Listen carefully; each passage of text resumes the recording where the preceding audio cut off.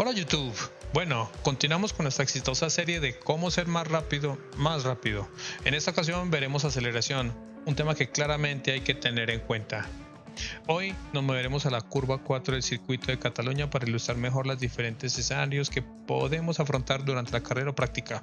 También mostraremos cómo debe ser el comportamiento del vehículo en función de la presión que hacemos al acelerador. En los capítulos anteriores cubrimos el frenado y la línea de carrera, así que lo pasaremos por alto. Si no han visto los videos anteriores, los links están en la descripción. Sin más preámbulo, comencemos.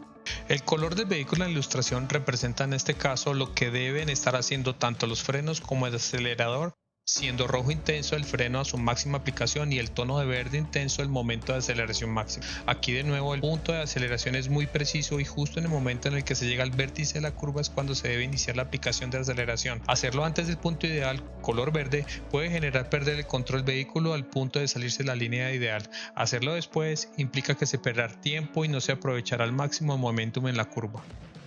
Vamos a ilustrar el primer ejemplo de lo que no se debe hacer, acelerar antes del punto ideal. Aquí entonces vamos a la recta antes de la curva y realizamos el proceso de frenado. Aplicamos aceleración tan pronto podemos y vemos que el vehículo se sale de su línea óptima.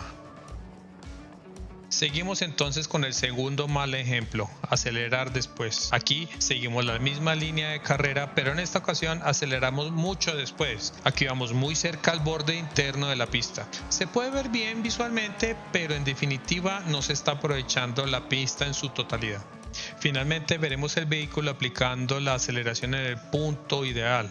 Aquí vemos que tanto el momentum del vehículo como la utilización de la pista son mucho mejores, siendo de nuevo más rápidos el resultado en el tiempo al salir de la curva, así sea por unas décimas, y no solo eso, sino también que nos deja mucho mejor posicionados para atacar la siguiente curva.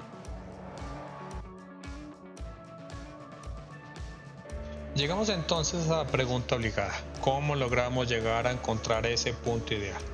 La respuesta es: a medida que se practica la curva, en cada pasada se debe ir moviendo hacia atrás de a poco el punto de aceleración de la curva hasta tener el uso máximo de la pista en la salida y tener esa sensación que no perdemos momentum en la maniobra.